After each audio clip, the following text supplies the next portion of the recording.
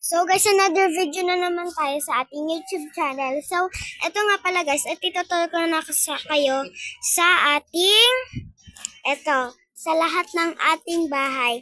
So, ang una guys is itong wooden house. So, guys, kung hindi nyo pa napapanood yung dalawang tours na to, is visit nyo lang yung channel ko, tapos makikita nyo dun.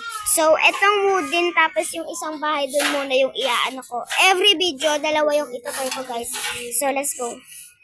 So, first up is this, yung tambayan dito. Tapos yung next is, dito na yung home. Ayan, napakalawak guys. Kaya pwede kayong maglagay ng dalawa hanggang 3 rooms dyan. So, the next is the second floor. Wala lang pang trip-trip lang to. Tapos, ito yung, isang bahay. So, yan guys, tapos na tayo sa So, next naman tayo. Ito ay, modern house 1. Ito yung pinakaunang modern house na ginawa ko dito sa world ko. So, kung mapapansin nyo guys, napakaganda ng quality niya.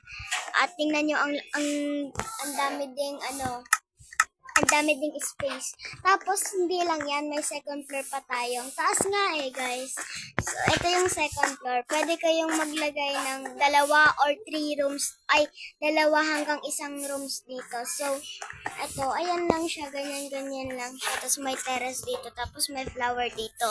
So, yun lang muna guys, yung ating tour dito sa dalawa. So, ito naman yung pangatlo, tapos pang-apat.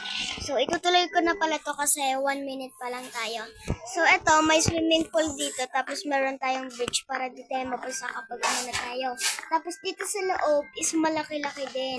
So, may rudder dito. Dito yung second floor, yung sa gray part. So, ayan.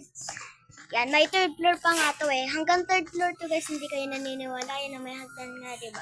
So, dito, meron pa tayong isang room yung pwedeng malagay dito. So, the next, yung sa third floor. So, ito yung third floor.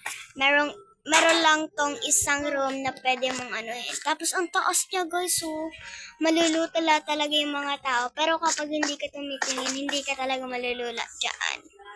So, the last house na tayo guys is yung grand house. So, kung hindi nyo pa nakikita yung grand house, malamang hindi nyo na ba talaga nakikita kasi kung hindi ko pa yun natutor. So, nabibidyo. So, eto, dito meron tayong garage. So, first up guys, meron tayong ditong garage. So, kung sasabihin nyo man na hindi to mabubuksan, oo, hindi siya mabubuksan. Pero dito yan mabubuksan Ayan kita nyo yung butas dito. Dito siya makakapunta. So, ayan guys. Ang liit nga lang ng garage, pero okay na yan guys kasi hindi naman ako nakaano ng malaki. So, dito sa first floor, meron tayong sala, tapos meron din tayong kitchen malamang. So, tapos dito, meron tayong isang private room. So, the next second floor, puro rooms lang siya. Tapos dito yung sa last, meron tayong CR. So, dito sa terrace, ganyan lang siya talaga. So, yung terrace. So, the next is the third floor. So, hayaan nyo na lang yung creeper dyan. Umalis ka dito, creeper. Wait lang guys. Ayan. So, sa third floor na tayo. Hirap naman So, sa third floor na tayo guys. Meron tayo ditong isang pwedeng malagay na room. So, meron din tayong terrace dito kasi hindi talaga mawawala yung pasabog. At alam nyo ba, meron ditong secret. Ito kita nyo. May swimming pool, di ba? Kaya, solid na solid to kasi 4th floor siya. So, meron tayo ditong guys, kung hindi nyo nakikita sa mga gilid niya, merong mga terrace. So, tingnan natin sa gilid. Oh, di ba ang ganda? Solid na solid yung bahay na to, guys.